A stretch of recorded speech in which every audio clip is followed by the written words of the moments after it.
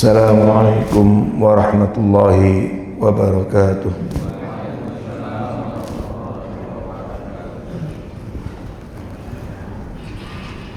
Assalamualaikum warahmatullahi wabarakatuh. Alhamdulillah, alhamdulillahil malikil haqqil mubin. Wassalatu wassalamu ala nabiyil amin Sayyidina Muhammadin wa ala alihi wa ashabihi wa man tabi'ahum bi ihsan ila yaumiddin. Amma ba'd, faqala ta'ala fi kitabihil karim, a'udzu billahi minasy syaithanir rajim. Wa may yushaqiqir rasula min ba'di ma tabayyana lahul huda wa yattabi' ghayra sabilil mu'minina nuwallihi ma tawalla wa nuslihi jahannam wa sa'at masira. Shadaqallahul azim. Ma'asyiral muslimin wal muslimat, hafizakumullah. Umat Muhammad sallallahu alaihi wasallam, Bapak Ibu, kita bersyukur kepada Allah Subhanahu wa taala yang telah memberikan kemudahan kepada kita untuk beribadah, memberikan kemudahan kita untuk tafaqquh fid din. Dan ini pertanda bahwa Bapak Ibu semuanya insyaallah termasuk hamba-hamba Allah yang diinginkan kebaikan oleh Allah Subhanahu wa taala. May yuridillahu bi khairan yufaqihu fid din. Jadi tandanya orang yang diinginkan Allah kebaikan, Allah buka pintu-pintu kemudahan untuk memperdalam agama Allah Subhanahu wa taala. Kajian kita kali ini akan membahas tema fikih 4 madhab dalam ibadah sehari-hari. Memahami konsistensi dalam pilihan madhab. Saya ingin sampaikan sebuah kisah terjadi pada zaman Rasulullah sallallahu alaihi wasallam.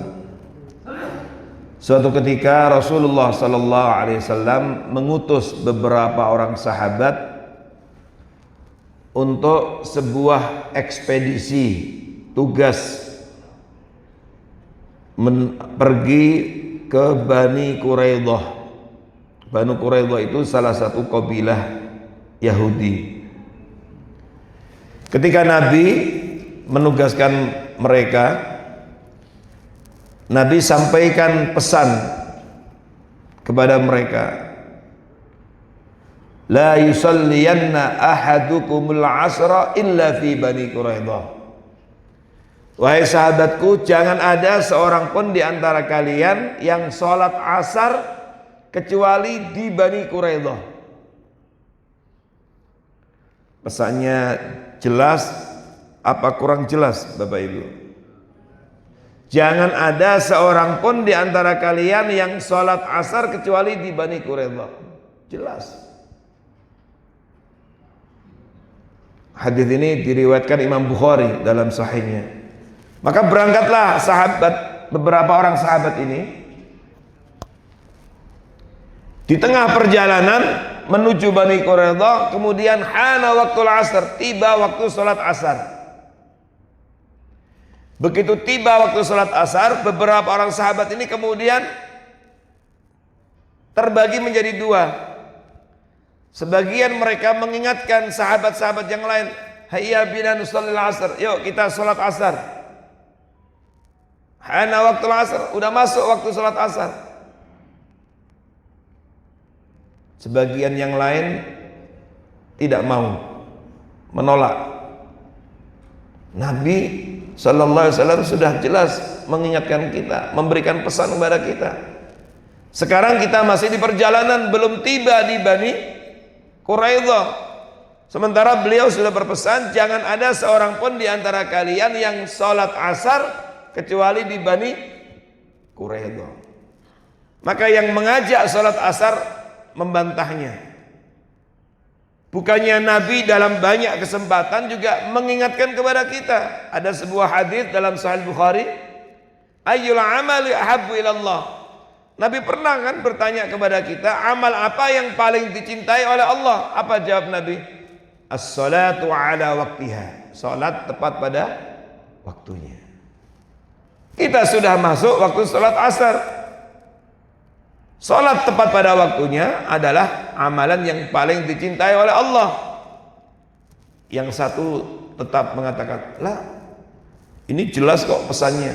Jangan ada seorang pun kalian salat asar kecuali di Bani Quraidah. Bapak Ibu, redaksinya ini seakan tidak perlu lagi tafsir lain. Ada nafi, ada itsbat. Nah, kalau dalam bahasa Arab, yang mengerti bahasa Arab, ada nafi, ada itsbat. Seperti kita mengucapkan la ilaha illallah. Tidak ada ilah, Tuhan yang wajib disembah kecuali Allah. Tidak ada multi tafsir lain. Wah, dia sampaikan. Kata yang lain, oh enggak. Kata kelompok yang kedua mengatakan, ini maksudnya kan Nabi supaya kita cepat dalam menuntaskan pekerjaan kita, sehingga kita tidak lambat, tidak leha-leha, nyantai. Kata yang lain lagi, lah jelas sekali kita nggak boleh kok sholat asar kecuali sudah tiba di Bani Quraidah. Wah, terjadilah perdebatan di antara mereka yang kemudian akhirnya terbagi menjadi dua kelompok. Sebagian sahabat sholat asar di tengah perjalanan meskipun belum sampai di Bani Quraidah, sebagian lagi tidak mau dan kemudian lalu melanjutkan perjalanan sampai di Bani Quraidah, masuk waktu maghrib. Masuk waktu maghrib, lalu mereka melaksanakan sholat asar. Ketika sudah tiba di Bani Quraidah, fawatal awan, waktunya sudah lewat. Bapak Ibu hafizakumullah, saya ingin tanya, ada berapa kelompok dari sahabat ini dalam memahami atau dalam menerapkan hadis tadi? Dua kelompok. Dan kemudian kita lihat masing-masing kelompok bersikeras dengan apa? Dengan dalilnya. Dua kelompok tadi punya dalil nggak? Masing-masing bersikeras dengan dalilnya. Ada dua kelompok. Kelompok ini yang disebut dengan madhab. Kelompok inilah yang kemudian muncul ada istilah madhab. Madhab itu kan juga kelompok. Begitu selesai pulang ke Madinah, menghadap Rasulullah sallallahu alaihi wasallam, dilaporkan kepada Rasulullah sallallahu alaihi wasallam, ya Rasulullah, kami begini.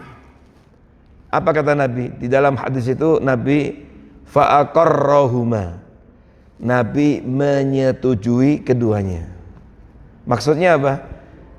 Nabi tidak menyalahkan kelompok yang satu, membenarkan yang lain. Oh, kamu yang benar. Oh, kamu salah. Tidak. Tapi dua-duanya pelaksanaan kedua kelompok ini dalam melaksanakan dalil yang mereka yakini itu dibenarkan oleh Rasulullah sallallahu alaihi wasallam. Saya tanya, berarti pada zaman sahabat ada perbedaan pendapat tidak? Kalau pendapatan berbeda dari dulu sampai sekarang ada. Kalau pendapatan berbeda dari dulu ada sampai sekarang, iya kan? Ya. Tapi pertanyaannya, ada nggak perbedaan pendapat di antara keduanya? Ada. Pesan Nabi waktu itu hanya satu hadis yang kemudian ditafsirkan dengan berbagai macam tafsir. Yang kemudian dalam mempraktekannya kemudian juga ternyata berbeda sebagian atas sebagian yang lain. Berarti ada ikhtilaful ulama, ada perbedaan pendapat di antara ulama, dalam hal ini para sahabat, dalam memahami hadis tadi. Yang satu memahami itu maksudnya Nabi supaya kita cepat melaksanakan tugas, tidak lambat. Yang satu lagi memahami jelas pesannya kita dilarang sholat asar kecuali di Bani Quraidah. Dan kemudian masing-masing menafsirkan, tapi satu catatan penting, kedua kelompok ini dibenarkan oleh Rasulullah SAW karena mereka masing-masing punya dalil, dan kemudian mereka memahami apa yang sudah mereka pegang dari dalil itu. Dan itulah sesungguhnya madhab. Berarti pada zaman Rasulullah SAW ketika Nabi masih hidup, ada di antara sahabat itu yang berbeda, dan Nabi kemudian mentolerir karena kedua kelompok ini punya pegangan dalil. Ada kisah lain, Nabi mengapresiasi ijtihad sahabat. Meskipun Nabi kemudian mengingatkan dengan sabdanya, zadakallahu hirsan wala ta'ud. Semoga Allah menambah semangatmu, tapi tolong ya, jangan diulang.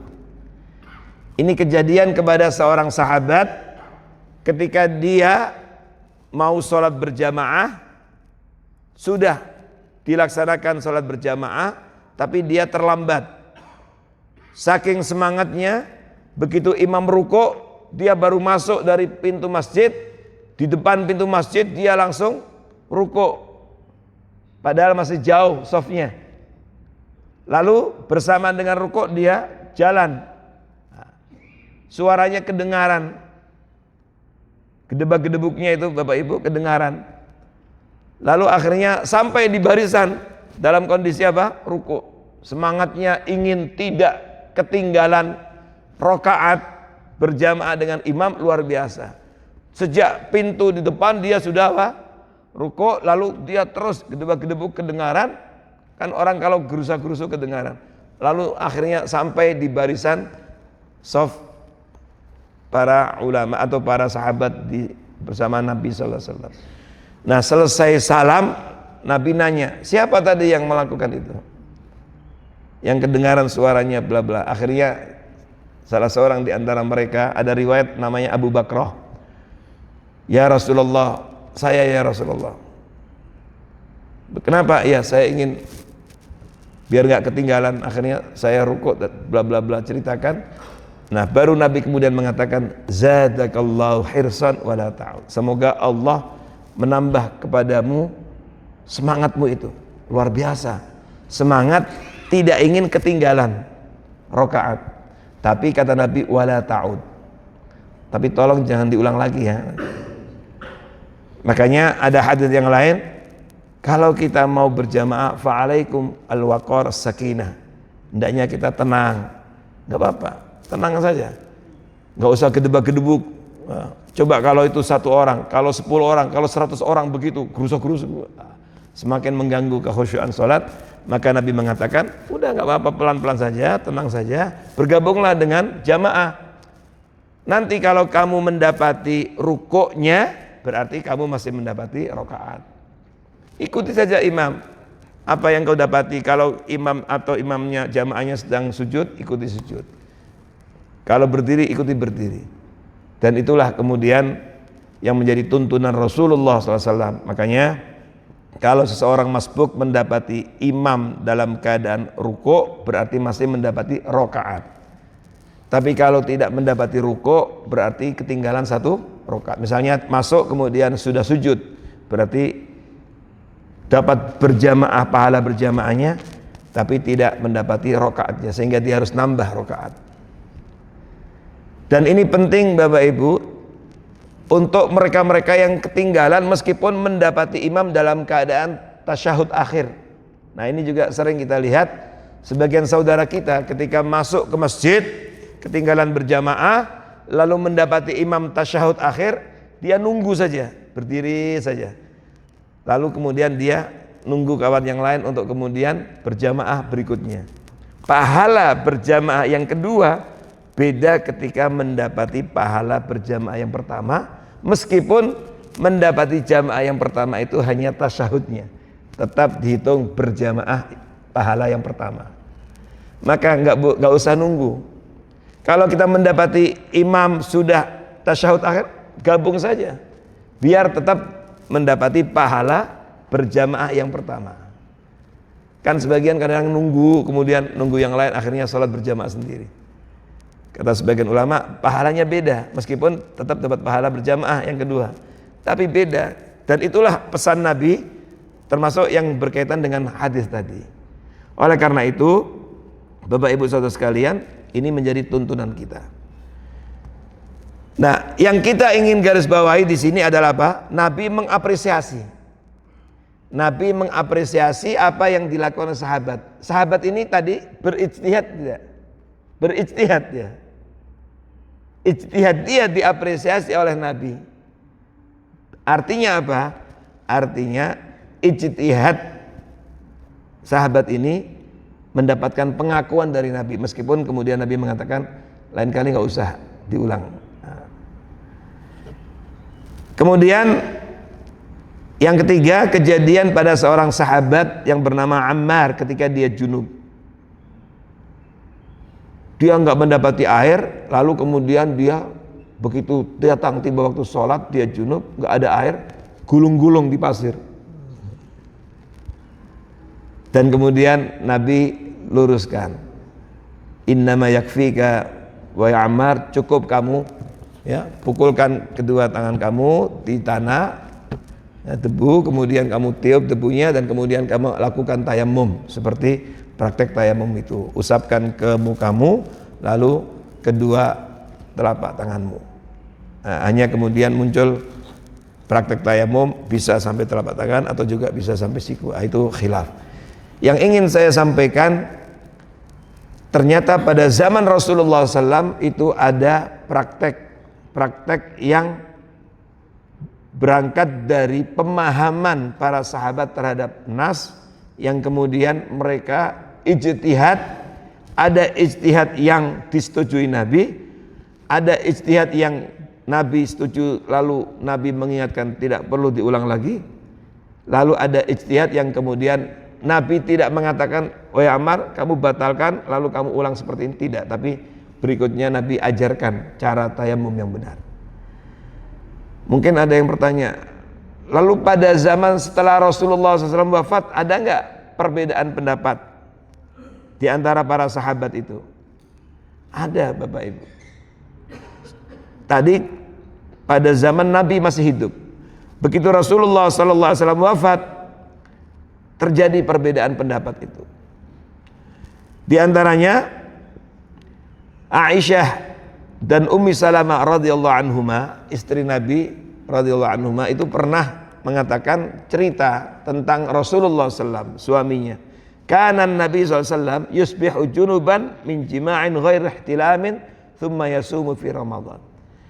Nabi itu dahulu pernah waktu subuh di bulan Ramadan dalam keadaan junub karena hubungan suami istri, bukan karena mimpi. Kemudian beliau melanjutkan puasa di bulan Ramadan.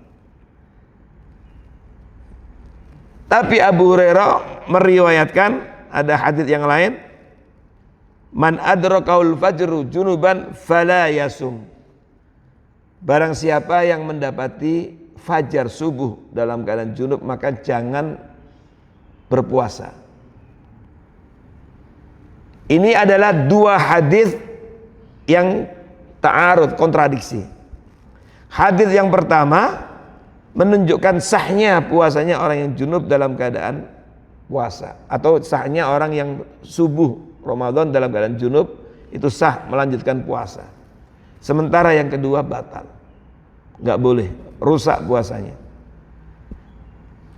Nah, artinya ada perbedaan pendapat antara Abu Hurairah dengan Aisyah dan Ummi Salamah radhiyallahu anha. Meskipun kemudian dalam kajian telaah para ulama, akhirnya jumhurul ulama mentarjih, memenangkan, mengunggulkan pendapat Aisyah dan Ummi Salamah. Di antara yang menjadikan pendapat Aisyah dan Ummi Salamah itu rajih adalah karena keduanya istri Nabi, dan masalah yang disinggung dalam hadis itu adalah masalah kehidupan suami istri. Maka yang dipegang riwayat Aisyah dan Ummi Salamah. Tapi yang ingin kita garis bawahi, ternyata ada perbedaan pendapat, dan itu kejadian setelah Rasulullah SAW wafat. Lalu bagaimana dengan generasi tabi'in? Ada juga Bapak Ibu hafizakumullah, setelah generasi sahabat, generasi tabi'in, itu muncul perbedaan pendapat di antara ulama. Misalnya terjadi pada mengangkat kedua tangan pada saat sholat.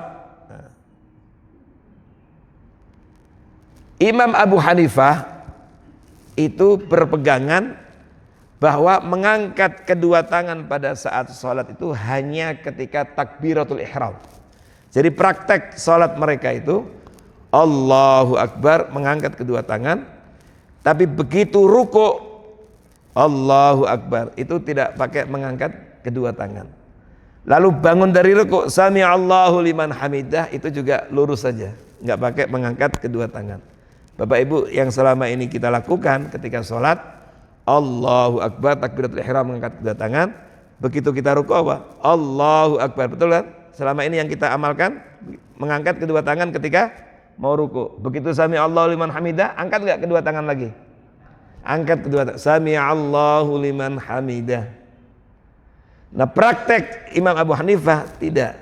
Makanya kalau yang mungkin pernah haji, umrah, lalu berinteraksi dengan sebagian saudara-saudara kita dari negara-negara yang lain, mungkin pernah melihat kanan kirinya, kok dia nggak ngangkat kedua tangan. Sami Allahu liman hamidah, dia tetap Sami Allahu liman hamidah Rabbana. Dia tetap tangannya. Mungkin Bapak Ibu pernah melihat itu. Nah, itu termasuk di antara praktek perbedaan mazhab. Nah, sementara Imam Al-Auza'i itu mengangkat kedua tangan di 3 tempat itu. Maka suatu ketika Imam Al-Auza'i ketemu dengan Imam Abu Hanifah di Mekah. Ini ulama-ulama besar. Karena dia sudah baca beberapa referensi, dengar juga Imam Abu Hanifah itu tidak mengangkat kedua tangan kecuali hanya ketika takbiratul ihram, maka Imam Auza'i konfirmasi. Nah, terjadilah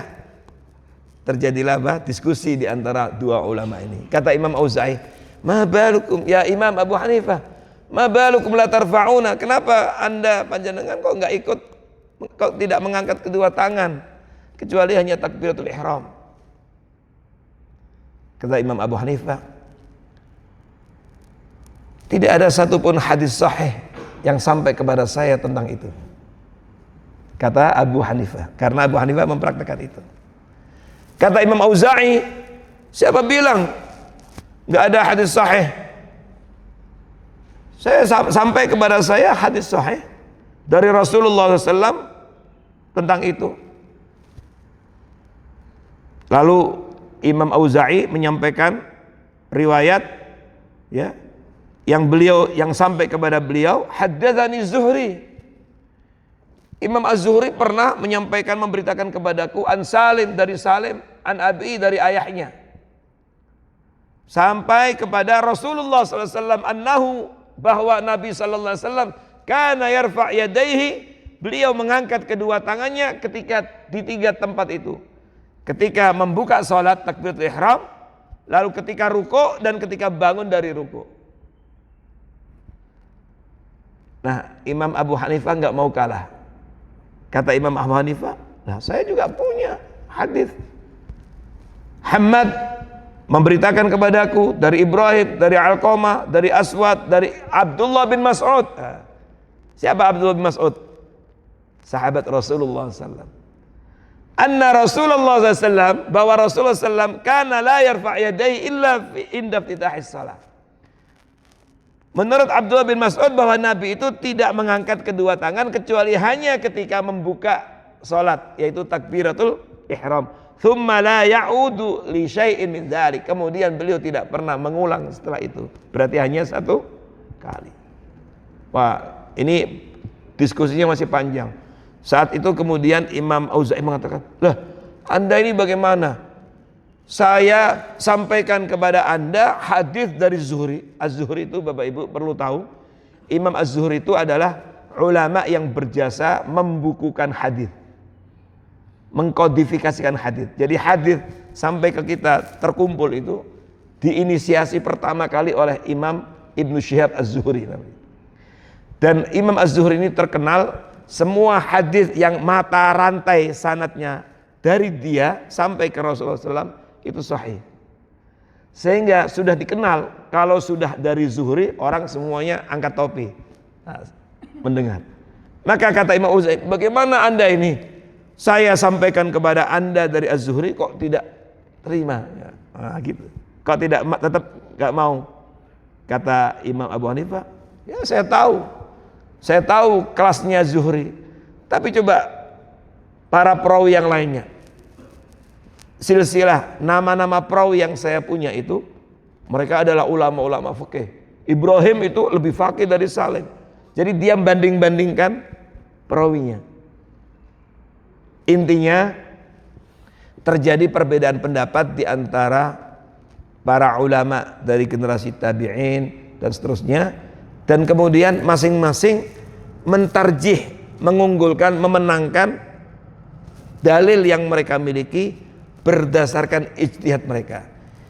Imam Al-Auza'i mendasarkan kepada adalah, keadalahan perawinya. Keadalan perawinya itu integritas, kualitasnya. Sementara Imam Abu Hanifah mempertimbangkan, mempraktekkan dan mengunggulkan hadits yang satu dengan melihat pada sisi kefakihannya. Kefakihannya, karena ini dianggap lebih fakih. Dan itu terjadi. Sehingga hingga hari ini muncullah praktek sholat khusus untuk mengangkat kedua tangan itu seperti itu. Mungkin kalau kita di Indonesia tidak pernah melihat perbedaan itu. Tapi kalau sudah berinteraksi dengan saudara-saudara kita dari negara-negara lain, kita akan lihat. Karena pengikut mazhab Hanafi itu Bapak Ibu banyak di daerah Pakistan, India, Bangladesh.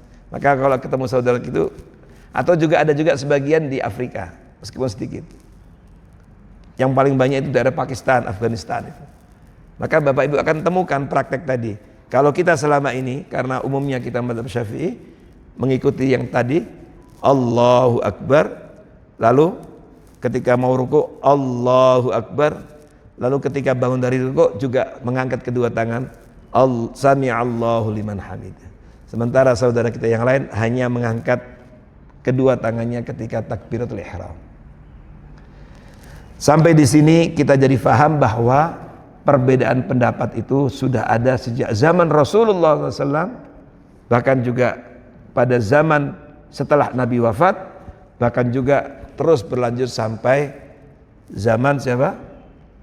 Para tabi'in dan seterusnya sampai kepada kita.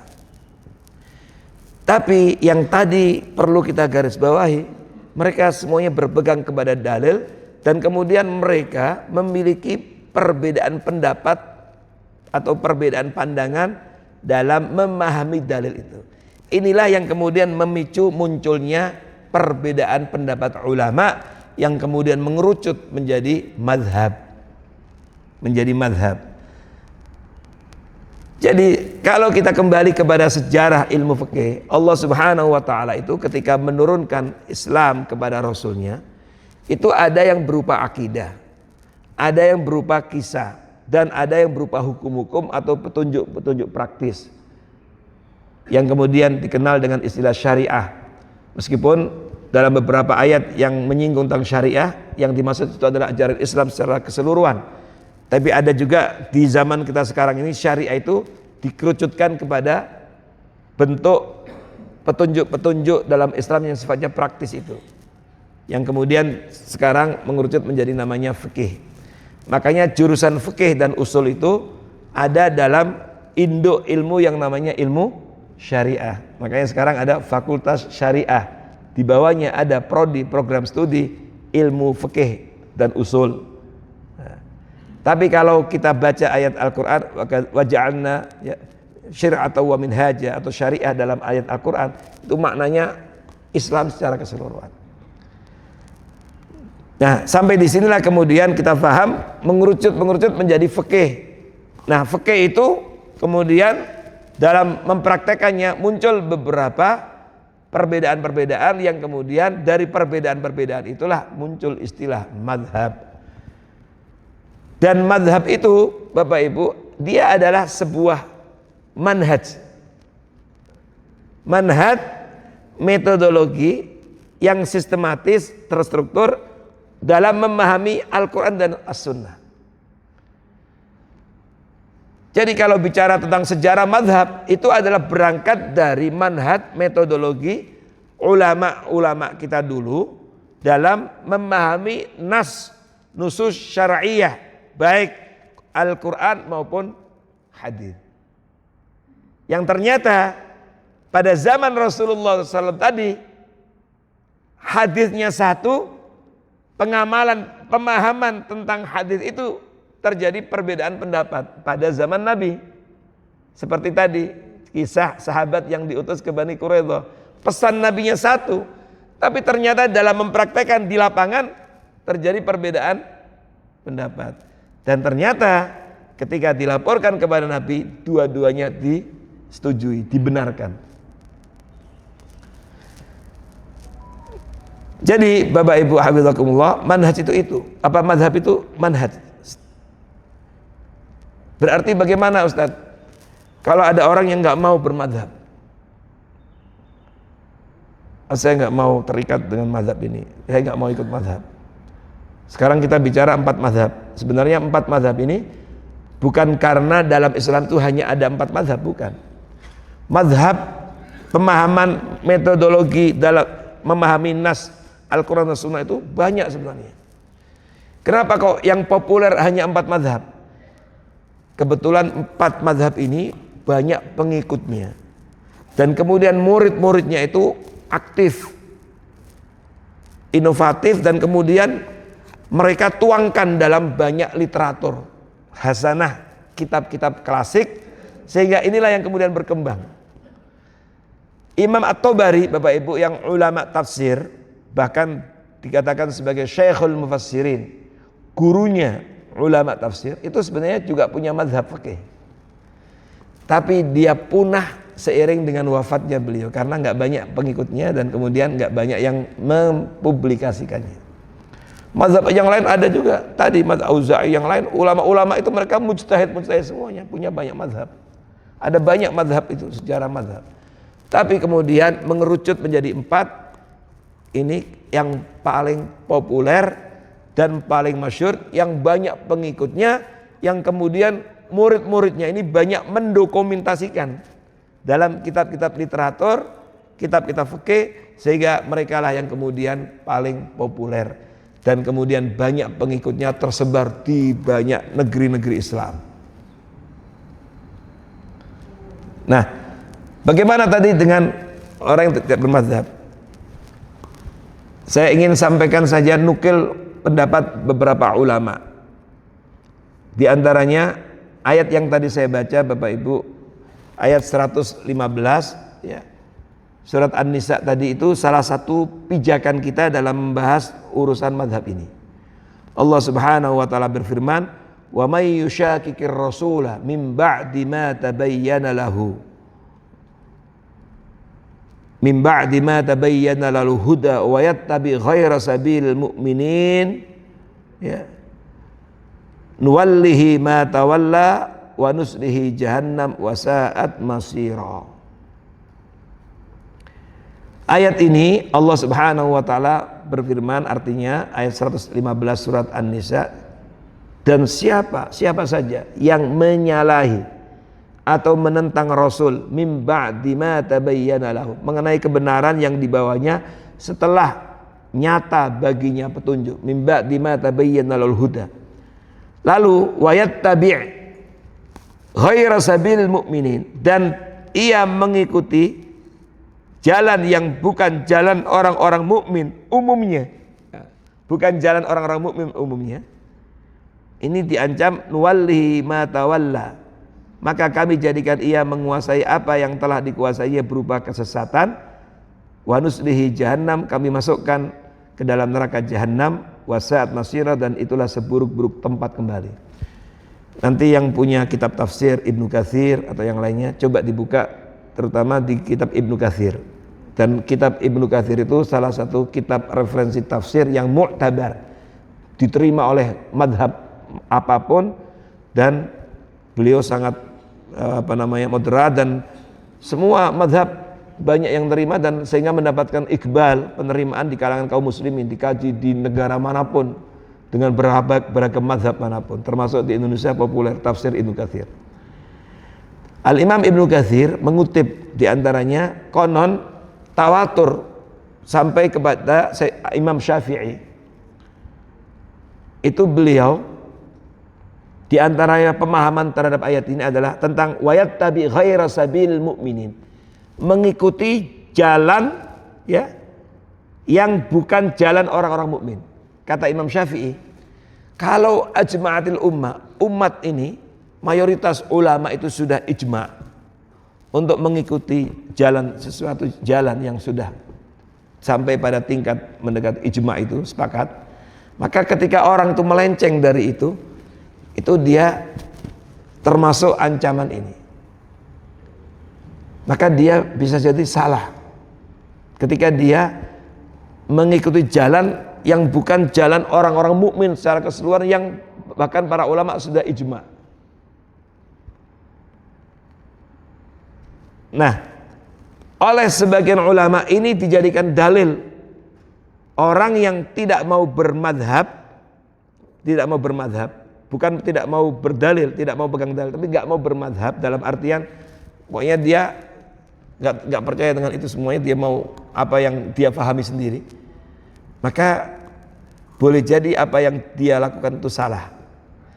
Dan ini diperkuat oleh Imam Ibnu Taimiyah rahimahullah. Kata Imam Ibnu Taimiyah, kalau ada orang yang berdalih, saya nggak mau bermadzhab, perlu ditanya itu ucapannya itu, apakah dia ya mau hanya mengambil salah satu dari ulama-ulama yang disepakati itu tanpa mempertimbangkan imam-imam yang lain, tapi dia tetap berpegang kepada salah satunya. Kalau ucapan itu maknanya itu, maka itu tepat.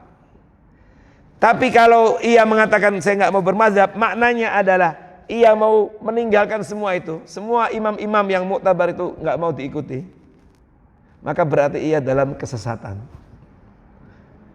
Itu ucapan Imam Ibnu Taimiyah rahimahullah.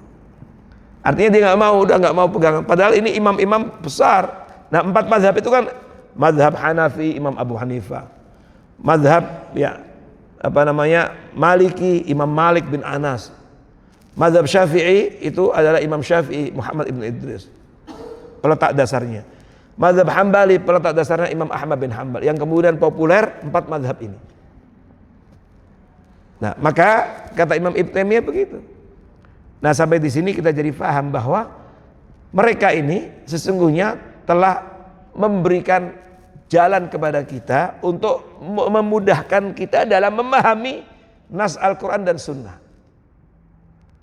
Kecuali kalau kemudian apa yang mereka sampaikan salah, bertentangan dengan nas, kita pahami, oh dia pendapat, tapi kok ada Al-Quran, ayatnya jelas, kok bertentangan, udah saya ikut Al-Quran saja. Kalau betul ada seperti itu, nggak apa-apa.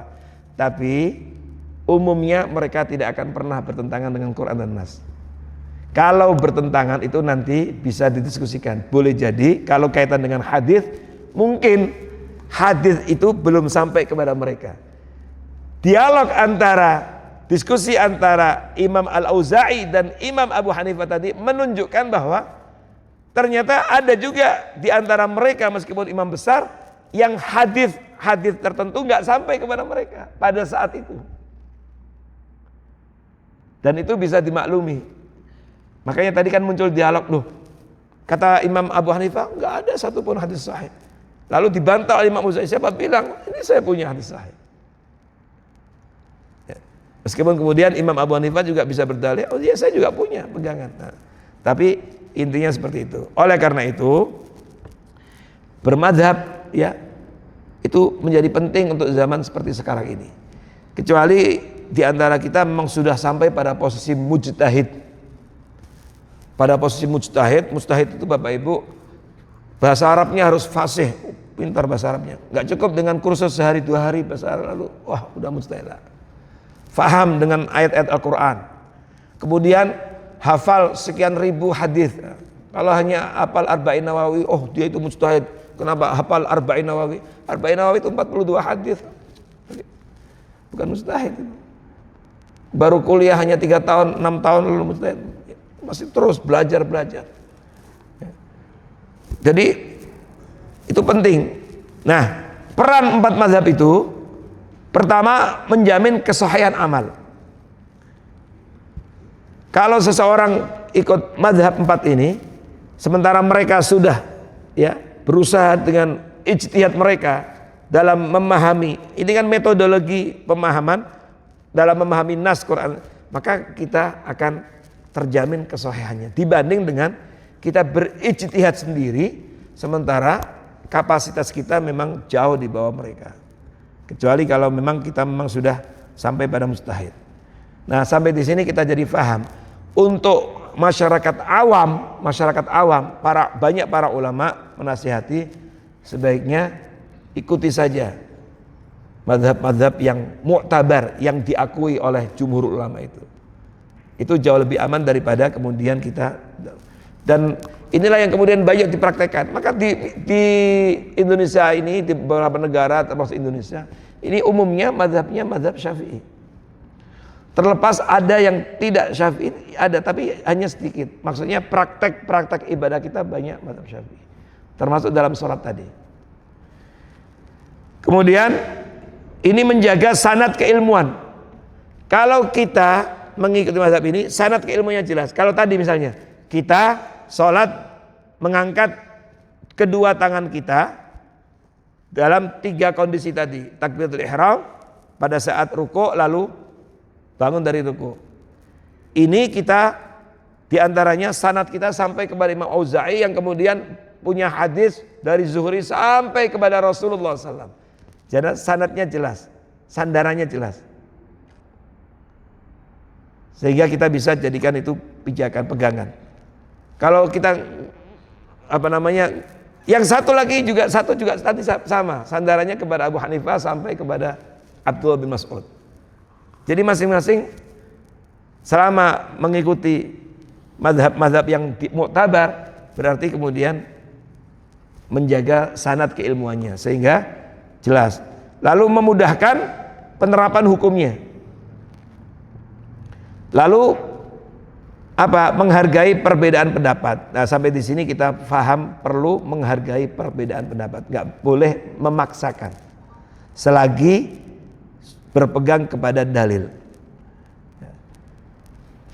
Nah, kemudian sekarang kita coba lihat beberapa karakteristik dari 4 mazhab yang kemudian dari sini kita paham bahwa mereka ternyata ijtihadnya itu luar biasa. Mereka tidak sembarangan. Misalnya Bapak Ibu, mazhab Hanafi itu Imam Abu Hanifah, pendirinya, peletak dasarnya, yang wafat tahun 150 Hijriah. Itu beliau populer, masyhur penggunaan ra'yu, analogi, logika. Dan Bapak Ibu kadang-kadang, makanya disinilah pentingnya menghargai pendapat, menghargai perbedaan pendapat, selagi itu memang masih dibenarkan dalam koridor yang disepakati dan pendapat yang muktabar. Memang Imam Abu Hanifah itu terkenal dengan penggunaan pendapatnya, ra'yu, logikanya itu masuk jalan.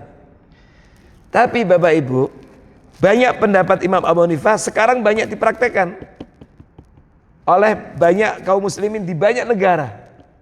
Saya ingin kasih tahu, kebanyakan kaum muslimin sekarang di Indonesia yang bermadzhab Syafi'i, ketika zakat fitrah banyak yang pakai uang atau bawa beras. Kalau di sini masjid sini terkumpul lebih banyak uang atau beras. Meskipun beras mungkin ada ya, tapi banyak uang atau banyak beras? Banyak uang. Kalau kita mau konsisten dengan mazhab Syafi'i, harusnya semua kita zakat itu bawa beras. Dan Bapak Ibu, ketika kita menyerahkan itu harus terucap verbal. Di mazhab Syafi'i akad itu semua akad sama juga seperti ijab qabul, nikah, harus disampaikan secara verbal. Pak, ini saya zakat saya ya. Ya, saya terima. Itu diucapkan secara verbal. Bapak Ibu kalau zakat pakai begitu enggak? Apa selama ini ada yang sebagian transfer saja atau pakai kiris? Udah kiris. Kalau kita mau konsisten, mau ta'assub dengan mazhab Syafi'i, harus diucapkan itu. Akad apapun dalam mazhab Syafi'i itu harus verbal. Saya terima, saya jual ya, saya terima ya. Nanti Bapak Ibu masuk ke minimarket juga begitu. Mbak, ini saya jual ya, saya terima ya, saya beli ya. Bapak Ibu akad di mana? Tol itu, tol.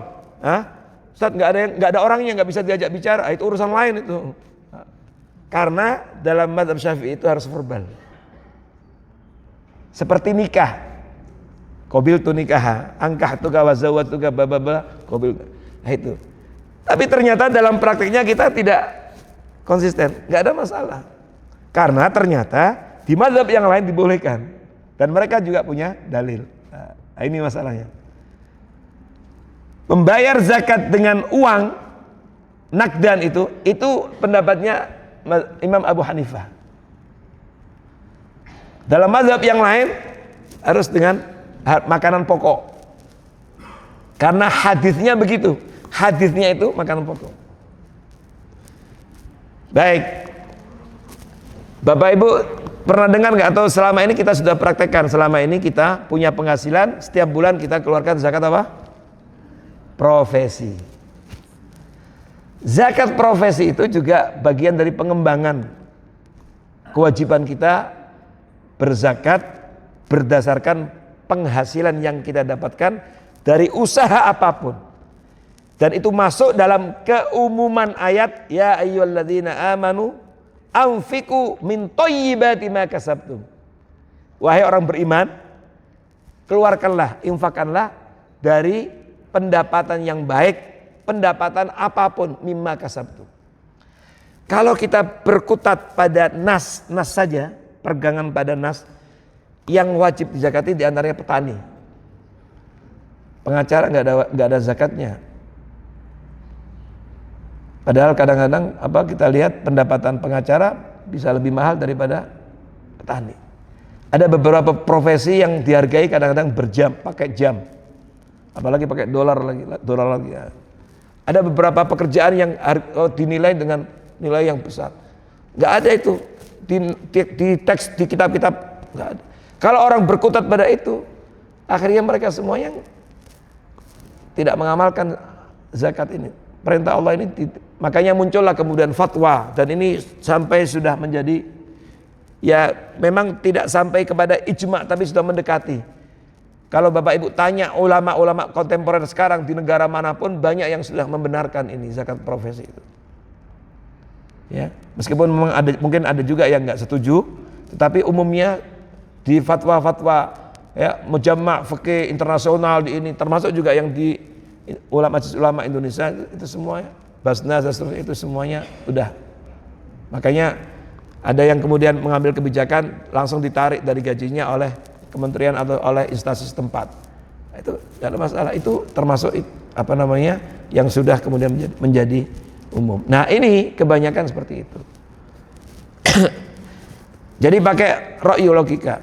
Kemudian mazhab Maliki itu lebih mengutamakan amalan tradisi penduduk Madinah. Jadi dulu Imam Malik bin Anas itu beliau pokoknya apa yang diamalkan penduduk Madinah itu jadikan pegangan. Kenapa? Karena amalan penduduk Madinah, tradisi mereka ini turun temurun sampai kepada Rasulullah SAW dan akhirnya menjadi sandaran hukum. Kalau nggak ada di Quran, nggak ada di Sunnah, nggak ada di ini, tapi kok orang-orang penduduk Madinah mengamalkan sesuatu yang tidak bertentangan dengan Quran dan Sunnah, itu langsung dijadikan pegangan. Kalau mazhab Syafi'i itu termasuk sangat ketat dalam penggunaan dalil nas dan kaidah usul fikih. Sementara mazhab Hambali itu sangat kuat berpegang kepada hadis dan riwayat para sahabat. Ini tidak berarti kemudian ketika fokus ke ini lalu yang lain ditinggalkan, tidak. Ini adalah telaah dari para ulama melihat mereka ini ternyata ada stressingnya. Itu yang kemudian dikenal dengan usul mazhab. Nah, tentu saja Bapak Ibu ini kalau dipelajari atau diterangkan panjang. Karena kalau di bangku kuliah ini 8 SKS gitu. Kalau ini kan hanya 1 jam, maka nggak bisa selesai di sini. Ya, kalau mau mendalami ya berarti harus kuliah gitu. Nah, terakhir saya ingin sampaikan dalam apa yang kita sampaikan tadi itu ada dhawabit kaidah. Kaidah dalam bermadzhab itu pertama tidak memaksumkan para imam. Oh saya mazhab Syafi'i, kalau tak dasar Imam Syafi'i, saya tidak boleh, kita nggak boleh memaksumkan. Imam saya itu maksum. Maksum itu apa? Nggak pernah salah. Maksum itu hanya satu, Rasulullah SAW. Kata Imam Malik, kullu kalam, semua ucapan manusia itu yu'khad wa yurad, diambil dan ditolak, illa sahibi hadzal qabr, sambil menunjuk kuburan Rasulullah SAW. Kecuali nih yang menghuni kuburan ini Rasulullah. Kita sami'na wa ta'na tanpa reserve. Ya ayyuhalladzina amanu atiiullah wa atiiur rasul. Tanpa reserve, enggak bisa, ya Rasulullah saya mau ini tapi begini dulu ya, enggak bisa. Tapi kalau selain Nabi itu bisa salah, bisa. Makanya Bapak Ibu, hampir semua imam-imam mazhab 4 ini, termasuk Imam Syafi'i pernah menyampaikan, idza shahhal hadits fa huwa mazhabi. Kalau memang ada dalil kemudian dia sahih, itu adalah mazhabku. Jadi pegangan mereka itu kepada dalil. Dan pada zaman itu tadi ternyata ada beberapa ulama yang hadis itu nggak sampai ke mereka. Dan itu wajar, logis juga. Bahkan Imam Syafi'i itu saking luar biasa menghargai perbedaan mazhab, beliau pernah mengatakan, ra'yi shawab yahtamil khata'. Wa ra'yu ghairi khata' yahtamilu shawab.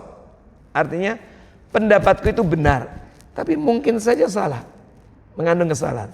Pendapat lawanku, orang lain itu salah, tapi masih mungkin saja dia itu benar. Jadi artinya masih mengandung kebenaran. Dalam rangka apa? Menghargai perbedaan pendapat.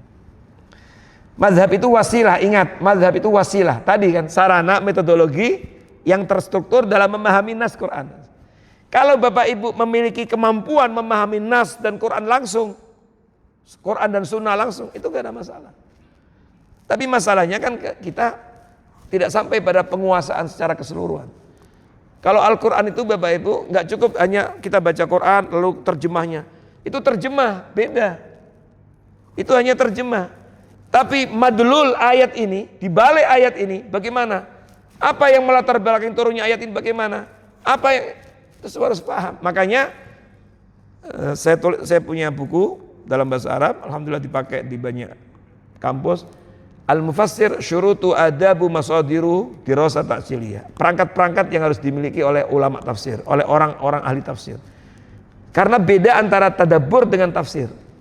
Kalau tadabbur kita baca Quran lalu terjemah selesai, nggak ada masalah, itu silakan. Tapi kalau sudah sampai tafsir, nah itu ada perangkat-perangkat yang harus dimiliki.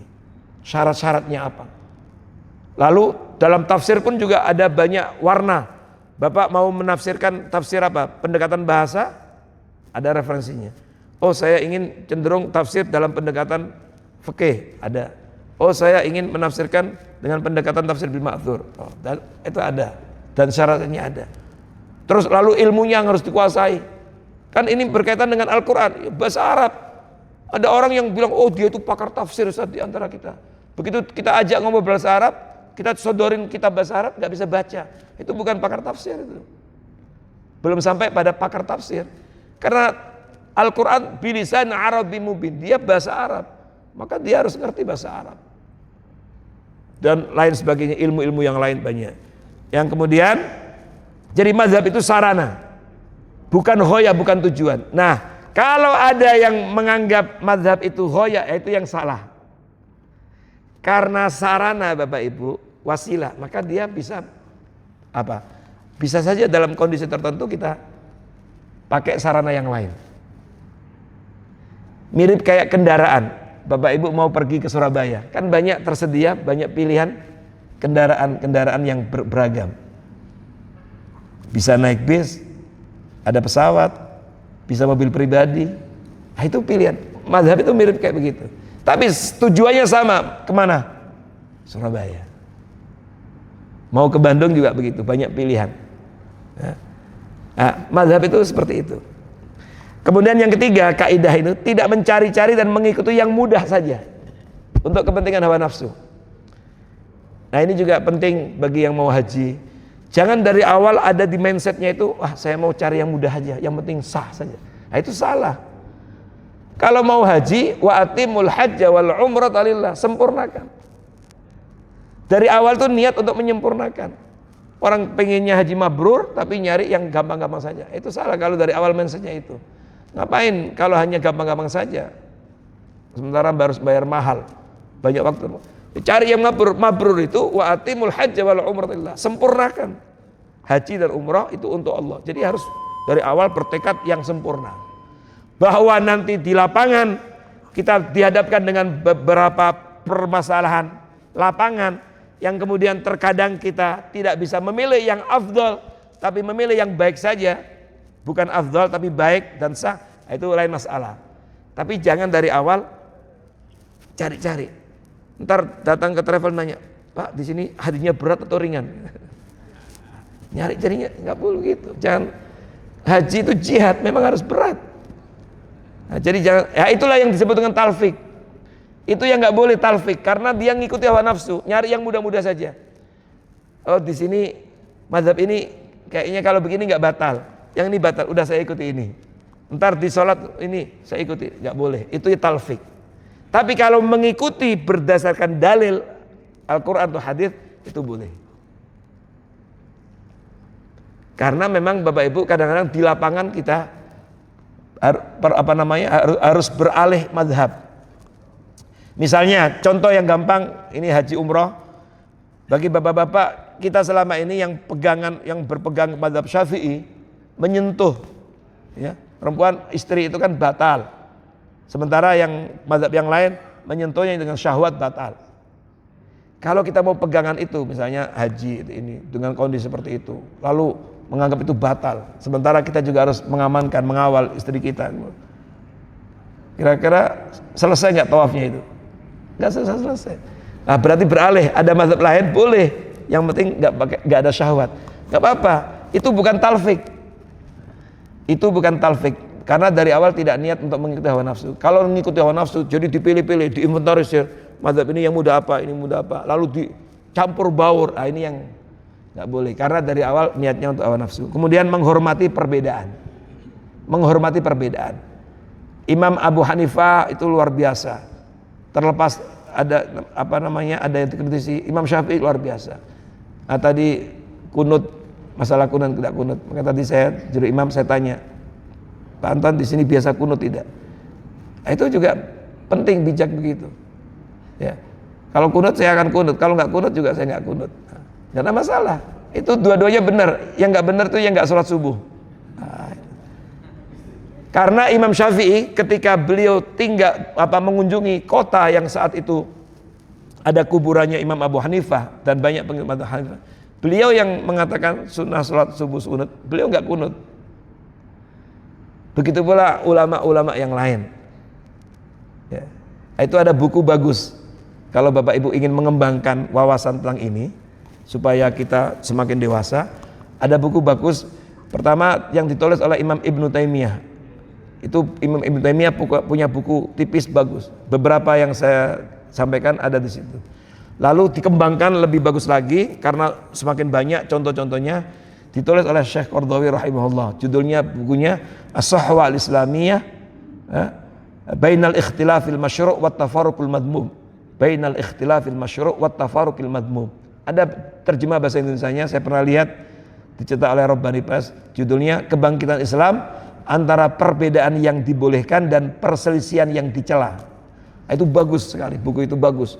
Semakin banyak, beliau juga ngambilnya dari Imam Ibnu Taimiyah, tapi ada contoh-contoh yang lain. Termasuk tadi yang saya sampaikan, Imam Syafi'i datang sini nggak kunut, tuh, dan banyak contoh-contoh lain. Itu termasuk salah satu buku yang bagus dan banyak diajarkan di kampus-kampus. Ketika mata kuliah fikul ikhtilaf di kampus itu ada mata kuliah namanya fikul ikhtilaf, fikih pemahaman terhadap perbedaan pendapat. Terakhir, tidak ta'assub buta. Ya, ta'assub itu boleh tapi nggak boleh ta'assub buta. Ta'assub buta itu pokoknya kalau dari imam saya nggak mau, hanya mau dari imam saya. Ya, saya nggak mau yang lain. Ah itu. Ustadz, ada sebagian saudara kita nggak mau bermadhab, tapi dia hanya mau mengikuti ustadznya. Nah, ini juga itu mazhabnya itu. Mazhabnya itu mengikuti ustadznya, itu mazhab itu. Maka ulama mengatakan orang yang mengatakan tidak bermadhab tidak bermadhabnya itu madhabnya. Kan ada orang yang nggak mau dia ngaji begini. Saya hanya mau kalau dia itu ustadz sunnah. Jadi dia hanya mau ngajar sunnah. Berarti yang lain dianggap nggak sunnah. Nah, ini juga madhab itu madhab itu. Jadi itu juga madhab. Cuman dia nggak mengatakan madhab, tapi hanya mengikuti ustadznya. Nah itu sendiri adalah madhab. Sehingga barometer menilai seseorang itu dengan kacamatanya dia. Nah, ini juga perlu diluruskan. Karena itu ya kita harus banyak belajar, wawasan perluas sehingga kita tidak terjebak dengan ta'assub. Ya, kalau dia hanya mau hadir di majelis ini karena si A, si B, si C, itu berarti dia ta'assub dan itulah mazhab dia. Itu mazhab itu. Hanya memang dia nggak mau dikatakan mazhab, tapi justru dia membuat mazhab baru. Nah, karena dia nggak mau yang lain kecuali hanya itu. Itu mazhab. Karena mazhab itu kan metodologi. Hanya mau dengan kelompoknya dalam memahami nas. Wallahu a'lam bishawab. Burung Irian, burung cendrawasih. Cukup sekian, terima kasih. Silakan kalau ada yang mau tanyakan. Silakan. Belum tutup. Alhamdulillah. Terima kasih banyak Ustaz sekalian ini. Baik, kita langsung saja pada ketua RT sama saya jawab.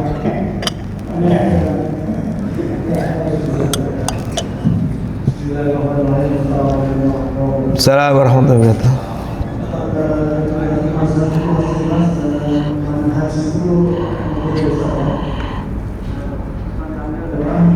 Bagaimana kalau dalam masa kita bisa memilih beberapa bahan dalam sesuai dengan kondisinya. Lalu bagaimana dengan hasil? Apakah kita harus bisa tidak memilih atau kita memilih beberapa? Ya, baik. Silakan yang lain. Ada lagi? Tadi ada. Ya. Batas daripada menghormati perbedaan pertama adalah bahwa kita punya literasi sendiri, kita punya dasar pemahaman yang dasar dengan lain. Kita ini paling tidak sebagai awam dalam bergerak biasa itu kita tidak tahu batasnya sampai mana perbedaan itu, karena kalau nggak tahu batasnya kita nggak bisa menonton. Baik, terima kasih. Baik, jadi mazhab itu wasilah, sarana. Manhaj itu Bapak Ibu adalah apa sih manhaj itu? Manhaj itu alladzina hajabihi, yaitu yang ia gunakan. Maka manhaj itu sering diterjemahkan dengan metodologi. Ya. Manhaj saya dalam menafsirkan Al-Quran adalah begini. Manhaj yang terbaik dalam menafsirkan Al-Quran adalah seperti katakan Imam Ibn Taimiyah, menafsirkan Al-Quran dengan Al-Quran, menafsirkan Al-Quran dengan hadis, menafsirkan Al-Quran dengan pendapat sahabat atau tabi'in. Itulah yang kemudian disebut dengan ashahut turuq, manhaj terbaik dalam menafsirkan Al-Quran.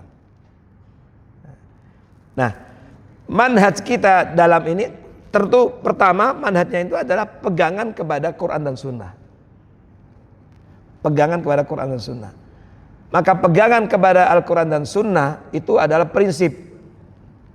Tapi untuk sampai kepada memahami Al-Quran dan As-Sunnah, nah itu ada beberapa pilihan atau ada beberapa yang dilakukan ijtihad oleh para ulama. Kalau nasnya, teks nasnya, dalilnya itu jelas terang, nggak ada masalah. Terkadang ada beberapa nas yang menimbulkan penafsiran sehingga perlu didudukkan, benar tidak?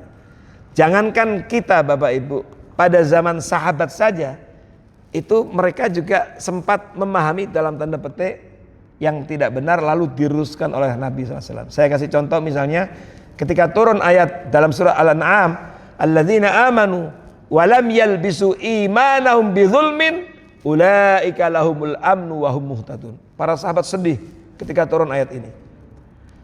Lalu mereka menyampaikan kepada Nabi, ya Rasulullah, wa ayyuna lam yadlim nafsana. Siapa di antara kita yang enggak pernah menzalimi diri kita? Siapa yang enggak pernah berdosa? Kita pernah. Semua kita pernah berdosa ya Rasulullah. Berarti kami enggak akan pernah mendapatkan keamanan, ketenteraman, keselamatan dunia dan akhirat. Berarti kami jauh dari hidayah. Kata Nabi, oh, laisal ladzi ta'nun. Zulm di sini tidak seperti yang kalian sangka, tidak seperti yang kalian fahami selama ini. Beda. Zulm di sini maknanya adalah syirik. Tidakkah kalian dengar ucapan seorang hamba, inna syirka la zulmun adzim? Maka dikutip dari ayat dalam surat Luqman, inna syirka la zulmun adzim. Oh, maksud zulm di sini adalah syirik. Kalau kita nggak belajar tafsir, semua ayat zulm yang di dalam Al-Quran jumlahnya hampir 300 itu lafaz zulm dan derivasinya 289 sampai 300-an itu semua dimaknai sama, padahal tidak semua zulm di dalam Al-Quran maknanya seperti itu. Sama juga seperti kata roh di dalam Al-Quran, kalau kita nggak belajar tafsir, semua dimaknai roh kayak roh nyawa itu. Tidak. Ada 3 makna roh. Ada Jibril, ada roh nyawa, ada roh maknanya Al-Quran. Nah seperti itu. Jadi kalau nas itu, tapi kalau kadang-kadang menimbulkan penafsiran itu. Jadi karena itu manhaj itu satu yaitu mengambil Quran dan Sunnah. Tapi untuk sampai kepada memahami Quran dan Sunnah terkadang perlu kita belajar. Tadi seperti hadis. Hadis itu juga itu beragam. Saya nulis buku 9 kaidah untuk memahami hadis dengan baik dan benar. Seperti sekarang ini banyak orang-orang sekuler itu kalau ditanyakan sering kali banyak yang nanya, jangan bawa-bawa agama dalam urusan ini. Kemudian dia berdalil pakai hadis. Kan Nabi sudah menyampaikan, antum a'lam bi amri dunyakum. Kalian lebih tahu tentang urusan dunia kalian. Berarti terserah kita dong mengurus dunia kayak apa, mau berumah tangga kayak apa, mau berekonomi kayak apa, itu terserah kita. Nabi udah menyerahkan sepenuhnya, hadisnya sahih. Mau berpolitik kayak apa terserah kita. Itu antum a'lam bi amri, untuk urusan dunia kalian lebih tahu. Pertanyaannya apakah benar? Dalilnya benar, hadisnya sahih. Tapi penempatan dalil ini digunakan sebagai pembenaran bahwa kita diserahin oleh Nabi mengurus dunia ini terserah kita, itu yang salah. Karena apa? Ketika Nabi menyampaikan hadis ini itu ada namanya sababul wurud. Kalau Al-Quran ada sababun nuzul, kalau hadis ada sababul wurud yang melatar belakangi Nabi mengatakan itu. Nabi mengatakan itu ketika dijadikan konsultan, sahabat Ansor datang nanya tentang cara mengawinkan kurma. Mengawinkan pohon kurma. Kan pohon kurma itu Bapak Ibu gak bisa berbuah seperti kurma yang kita makan kalau gak dikawinkan. Nah dia nanya datang kepada Nabi, ya Rasulullah kami ingin supaya pohon kurma kami ini berbuah baik. Bagaimana? Nabi kasih saran. Lalu mereka praktekkan, mereka mengira itu wahyu. Begitu dipraktekkan ternyata tidak membuahkan hasil yang baik. Datang lagi kepada Nabi. Kayak apa? Kayak ingin minta kepada Nabi, kok hasilnya nggak bagus. Nah, disitulah kemudian Nabi mengatakan, la talumuni. Ya kalian jangan mencelaku dong. Antum a'lam bi amri dunyakum, kan tahu saya bukan menteri pertanian, bukan ahli ini. Kalian lebih tahu urusan dunia kalian. Nah, Nabi mengatakan itu dalam konteks itu, jangan ditarik seakan-akan ini bisa untuk semua urusan. Nah ini saja. Nah, sampai di sini. Sama tadi manhaj. Ada hadis untuk ibu-ibu mungkin pernah mendengar. La'anallahu zawaratil kubur. La'ana Rasulullah zawaratil kubur. Rasulullah melaknat wanita-wanita yang ziarah kubur. Mungkin pernah mendengar ada yang melarang perempuan ziarah kubur. Taib, nggak apa. Baik, ini kita tempatkan di sini. Sekarang kalau kita hanya pahami ini, maka muncullah kemudian pelarangan itu. Tapi pertanyaannya, apakah urusan ziarah kubur hadis itu hanya ini? Bukankah kita pernah mendengar hadis sahih, kuntu nahaitukum an ziyaratul kubur ala fazuruha. Dulu aku pernah melarang kalian ziarah kubur, sekarang ziarahlah. Bagaimana dengan hadis ini? Pertanyaannya, ini perintah untuk umum atau hanya untuk laki-laki saja? Nabi pernah mengatakan, zurul kubur, hadis sahih, zurul kubur fa inna tudzakirul akhirah. Ziarahlah kalian kubur, karena ziarah kubur itu mengingatkan akhirat. Pertanyaannya, yang perlu untuk mengingat kematian dan akhirat, apakah hanya laki-laki saja? Ibu-ibu nggak perlu. Baik, Aisyah radhiyallahu anha ada hadis sahih. Aisyah radhiyallahu anha pernah tanya kepada Nabi, ya Rasulullah, kalau aku ziarah kubur, apa yang aku baca? Kalau seandainya tadi dilaknat itu kan haram, berarti dosa besar, dilaknat. Harusnya Nabi langsung mengatakan, ya jangan Aisyah, haram, nggak boleh. Kamu perempuan nggak boleh. Tapi justru Nabi mengajarkan, kamu kalau mau ziarah kubur baca Assalamualaikum ya ahlad diyar. Seperti yang sering kita bahas, wa inna insyaallah bikum lahiqun. Diajari malah Nabi. Suatu ketika Nabi masuk ke kuburan, di situ ada ibu-ibu nangis di kuburan. Wah, nangis. Itu hadis sahih, ada di Riyadhus Shalihin, Bapak baca. Di Riyadhus Shalihin ada hadis sahih. Lalu datang Nabi. Nabi datang, harusnya kalau haram diusir dong. Tapi Nabi tidak mengusirnya. Tapi Nabi mengatakan, ittaqillah wasbiri. Bu, yang bertakwalah kepada Allah, sabar ya. Akhirnya dia marah, ilaika anni, sana kamu, pergi. Kamu sih nggak merasakan musibah yang menimpaku. Baik.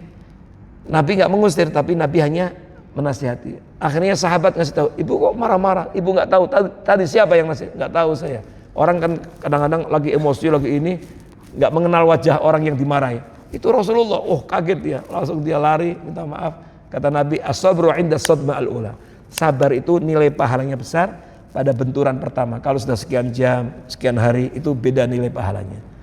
Baik, Fatimah binti Muhammad, putri Nabi, ada hadisnya. Putri Nabi ini setiap hari Sabtu, sepekan sekali itu jalan dari Madinah menuju kuburan Uhud, menziarahi kuburannya Hamzah, paman Nabi, yang dikenal dengan Sayyidus Syuhada. Kalau seandainya seandainya haram, bagaimana ini? Nah, bagaimana caranya? Berarti ada kontradiksi, ada hadis melaknat ini. Maka kita dudukkan. Oh, ternyata ketika Nabi melaknat itu menggunakan redaksi zawaratil kubur. Zawarat itu yang sering ziarah kubur. Pagi ada di kuburan, siang kuburan, ntar sore di kuburan, malam. Jadi akhirnya meninggalkan kewajibannya. Ada orang yang nggak siap, ditinggal wafat oleh orang yang dicintainya, akhirnya terus kuburan. Lalu kemudian di kuburan dicampur baur, fitnah dan seterusnya. Sementara yang ini membolehkan. Akhirnya apa? Oh, berarti bisa dipadukan. Yang seperti ini jangan ditarjih. Oh, saya pakai yang ini. Oh, saya pakai yang ini. Jangan. Ini bisa dipadukan. Apa? Ternyata yang nggak boleh itu kalau sering sampai meninggalkan kewajiban dan seterusnya. Atau muncul ikhtilat. Tapi sesekali perempuan juga sama, perlu mengingat kubur, boleh. Boleh. Sesekali. Nah, ada yang nanya kepada Ustaz, saya tuh kebetulan berangkat ke tempat kerja itu sering melewati kuburan. Saya pergi pagi-pagi, kan sebagian kita kadang-kadang jam 6 udah berangkat. Saya lihat ada ibu-ibu itu depan kuburan. Lalu ketika makan siang, kebetulan kantor saya dekat kuburan, saya lihat ibu-ibu itu ada di situ juga. Begitu pulang juga, mau pulang ke rumah, saya melewati, ada lagi ibu-ibu itu di situ. Ngapain dia? Jualan bunga. Itu nggak apa-apa. Jualan bunga ya beda, nggak apa-apa. Terus tadi, kalau dia jualan bunga, buka warung ya, nggak ada masalah itu. Tadi apa namanya batasannya? Batasan kita boleh berbeda pendapat itu ya. Tadi pertanyaan begitu ya. Ya, batasannya betul. Jadi dalam urusan ini itu ada kaidah banyak itu. Ya. Tapi saya ingin sampaikan saja begini. Batasannya itu adalah selagi saudara kita yang berbeda dengan kita itu punya pegangan dalil, hormati. Dan Bapak Ibu, selama dalam urusan ijtihad, masalah itu ijtihad, itu nggak boleh seseorang mengklaim paling benar. Kalau urusan yang prinsip udah jelas, misalnya ada sholat subuh 2 rakaat, lalu ada ulama, dalam tanda petik orang terlanjur memberikan gelar ulama atau kiai atau ini, tiba-tiba mengatakan 2 rakaat menurut saya terlalu ringan itu. Saya berijtihad, bagaimana kalau kita putuskan sholat subuhnya tambah 2 rakaat lagi 4, biar tambah banyak pahalanya. Ini udah bertentangan dengan prinsip. Yang kayak begini nggak boleh ditolerir, karena udah bertentangan prinsip. Tapi kalau masih dalam urusan furu cabang yang memang dibolehkan berbeda pendapat dan ada dalilnya, maka kita harus saling menghormati. Itu prinsipnya. Makanya kaidahnya Bapak Ibu, terakhir saya tutup ya, kita udah siang. Kaidahnya itu nata'awan fi mattafaqna alaih. Kita harus saling bau-membau, sinergi, kolaborasi, tolong menolong terhadap hal-hal yang kita sepakati. Saya tanya, yang kita sepakati lebih banyak atau yang kita berbeda? Mana yang lebih banyak? Yang kita sepakati atau yang kita berbeda? Yang kita sepakati. Wa ya'dzur ba'dzunal ba'd fi makhtalafna fi. Dan kita saling memaafkan, menghormati terhadap satu sama lain terhadap hal yang kita perselisihkan, yang itu tidak masuk dalam masalah prinsip tapi masalah cabang. Wallahu a'lam bishawab. Saya kira cukup. Qulu qouli hadza astaghfirullah wa lakum. Assalamualaikum warahmatullahi wabarakatuh.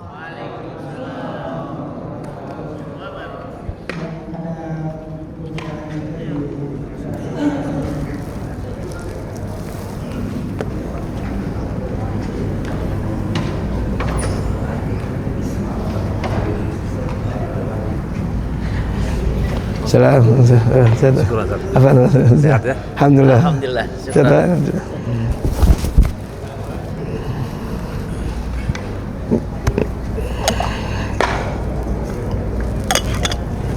Bisa bersambung ini. Siap. Bukunya ini Ustaz. Apa? Yang mana? Yang tadi. Yang apa ya?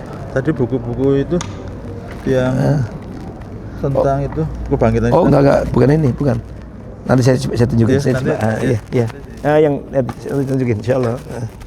Nanti saya kirim ke Bapak.